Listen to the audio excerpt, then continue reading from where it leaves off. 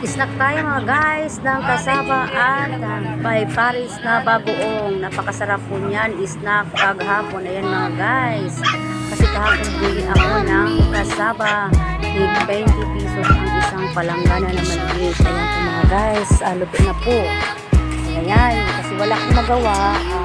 Binalatan ko po ito para may pang-snack ako mamayang hapon. Ayan guys.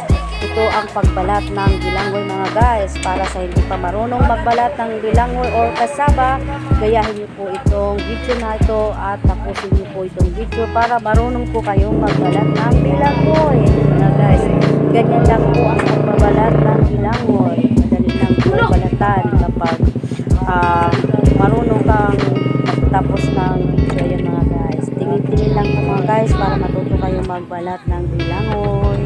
Ayan guys, luto na po ang ating bilangoy at tayo na ay ready na mag-snack ng bilangoy at paparisan natin ng bagoong. Ayan mga guys, malambot na po at pwede na pong kainin ang bilangoy. Yan yung kasamang bagoong, masarap na masarap po.